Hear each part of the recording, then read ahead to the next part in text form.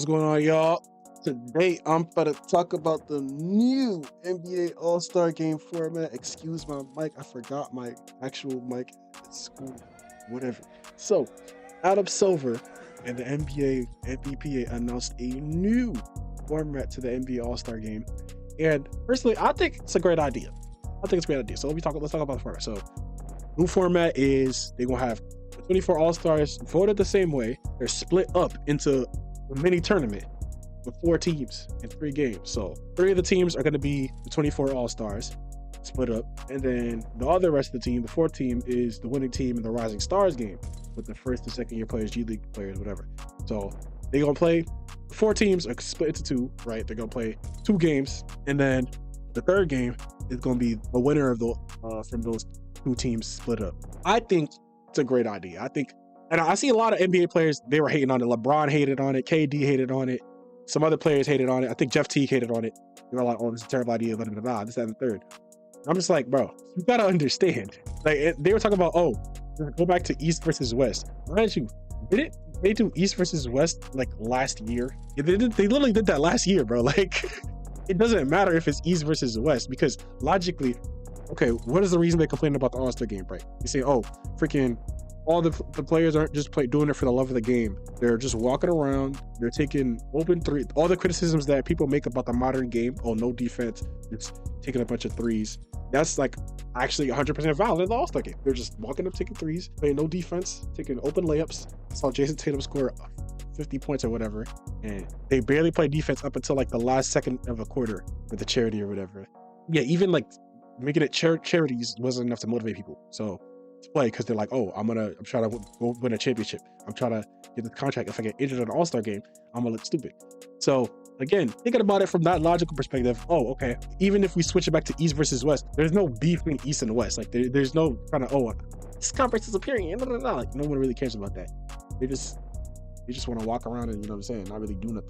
So now they're trying to do something. They're trying to say, okay, let's change the format since the freaking East versus West thing and non-East versus West player versus player doesn't work. Okay, boom, let's change it so it's tournament, you know. And especially the thing that makes it actually biggest change that actually I think is the best idea was adding the Rising Stars into it, because the Rising Stars actually have a reason to play hard, a reason to show out, because, you know, number one, they can clip farm, you know, because these youngins, you know, they be clip farming. They want the clout, you know what I'm saying? They want the popularity. They want to be noticed, to do highlights, all this stuff, right? They have much more incentive to show out than an old player, a veteran player who's just there for more so for the bag or more focused on team winning. Like let's say Wemby or I don't know, Shaedon Sharp or something like that, right? Who they didn't add in the All-Star game last year. But like a Shaedon Sharp, for example, he's worried about dunking. He's not worried about, oh, if I do this, I want a championship. Like they're not worried about championships right now, like at all.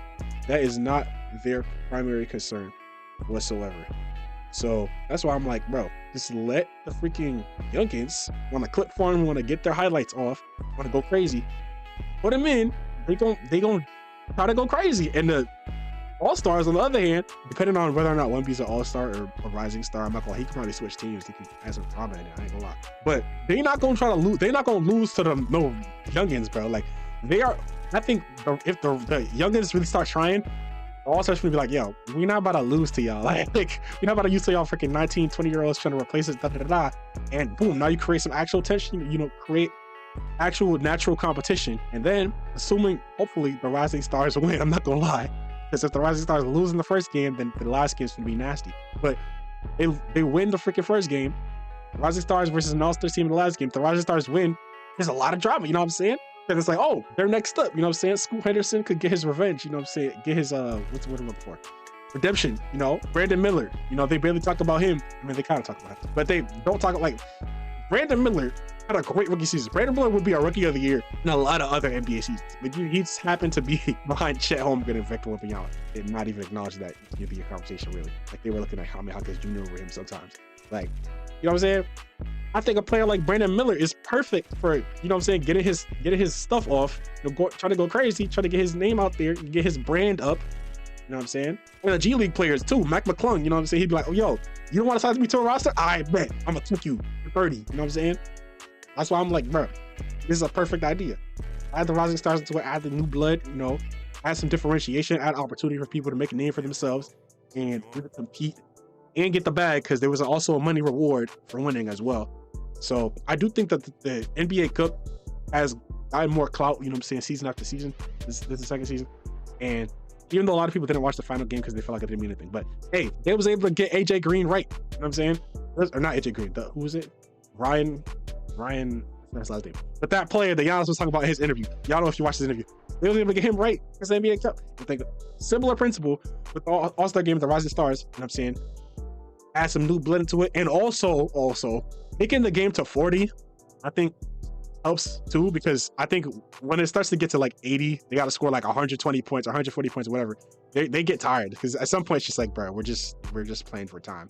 Like at some point it's like the thing is, right, even if you say, okay, we're gonna play for the love of the game, there isn't a real sense of urgency. I don't think there's ever really been a real sense of urgency outside, like I said, the last couple minutes or whatever. But I think this is a much better way to add a sense of urgency, is reducing the score so that it doesn't feel like they're just running around and you kind of just get bored. After shooting all them threes, you kind of just get bored naturally. It's too long.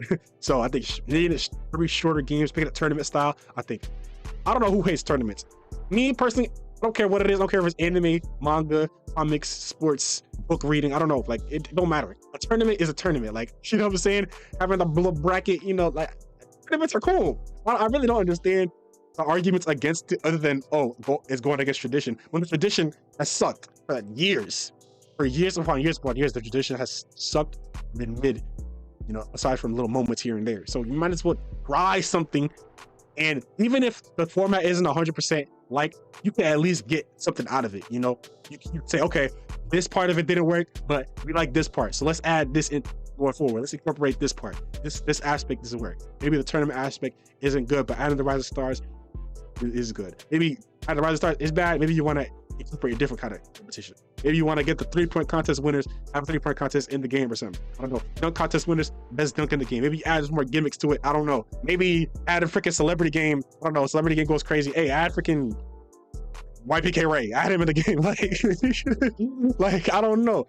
Just mix it up, you know, take what you can from the changes so that you can just gradually make it better by understanding what it is people like about the changes, what it is people don't like, as opposed to just doing the same thing every year, expecting a different result, you know? That's the definition of insanity. So that's just what I feel about the All-Star game format. Let me know what y'all think in the comments below. Like, comment, subscribe. Have a blessed day. And thank you. Bye-bye.